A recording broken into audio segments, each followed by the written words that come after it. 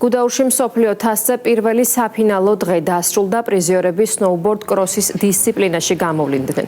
საქართველოში საერთაშორისო ღონისძიების ფარგლებში მსოფლიოს წამყვანი 21 ქვეყნის 88 სპორტსმენი იმყოფება. 2024-25 წლის ზამთრის სეზონზე საქართველო უკვე მესამე მსოფლიო თასის მასპინძელია.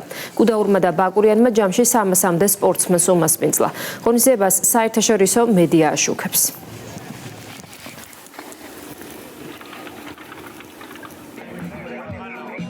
ძალიან მნიშვნელოვანი ღონისძიება ტარდება უკვე მესამე ჩვენ ქვეყანაში. მსოფლიო თასს ამჯერად მასპინძლობს გუდაური. ჩვენ უკვე 300-ზე მეტ საერთაშორისო სპორტსმენს უმასპინძლებთ ჩვენს მთებში და სამთო-სათხილამურო ტრასებზე.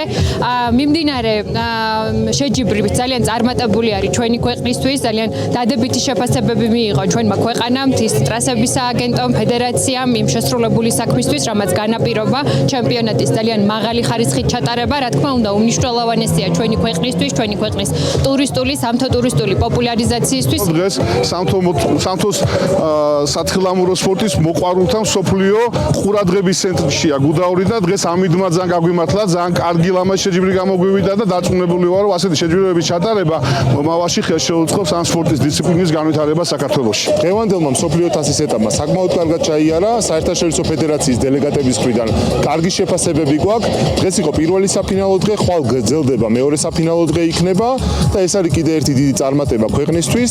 ეს არის ბოლო საერთაშორისო ღონისძიება ამ სეზონზე. ფანტასტიკური ტურნირი გამოვიდა. კარგი ორგანიზება იყო. ამინდმაც ხელი შეგვიწყო შესანიშნავი სნოუბორდის ჩვენებაში. ვიმედოვნებ სამომავლოდაც ვიხილავ მსგავს მაღალი დონის ტურნირებს.